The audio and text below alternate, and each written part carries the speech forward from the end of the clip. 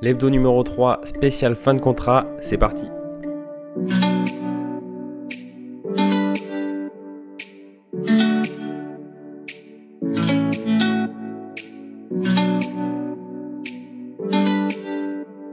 Le premier joueur, c'est 5 Oscassar. C'est un joueur qui a été prêté par Lyon à Louvain, qui a fait une très belle année en défense. C'est même un des meilleurs joueurs de l'équipe. Il avait été acheté par Lyon 1,5 million d'euros en 2020 au club d'Altay en Turquie. En défense à Lyon, l'année prochaine, il y a Denayer qui risque de s'en aller, je vais en parler juste après.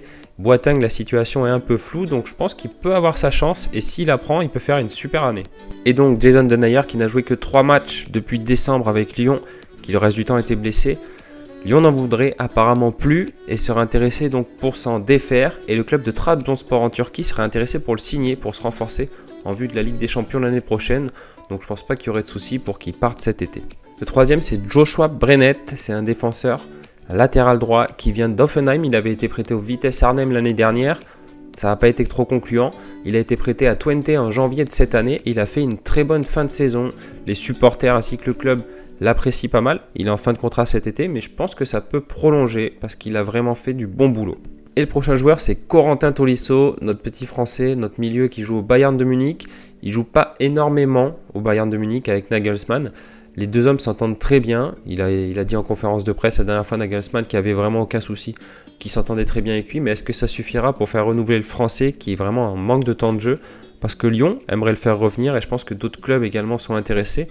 La fin de contrat, c'est cet été, le 30 juin, donc c'est une affaire également à suivre.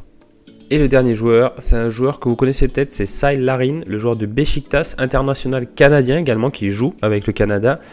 Le problème, c'est qu'il voulait partir, mais ses exigences de salaire sont un peu trop hautes. Il demande 2,5 millions d'euros pour un club en Europe. Il n'y a aucun club qui s'est manifesté, donc il va peut-être s'intéresser à la proposition de Beşiktaş qui lui est faite de 1,75 millions d'euros de salaire annuel. Donc c'est une affaire à suivre. Moi, je pense qu'il peut rester là-bas et ça peut être un bon plan également. Merci d'avoir regardé ces petits hebdos. Je vous mets un petit truc en plus. C'est les joueurs russes qui, à cause de la guerre, ont pu bouger dans certains clubs. C'était des contrats de 6 mois.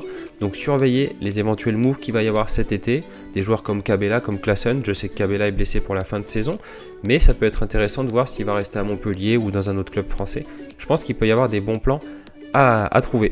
En tout cas, je vous remercie encore d'avoir regardé. Je vous dis à mercredi pour ma première interview. Salut!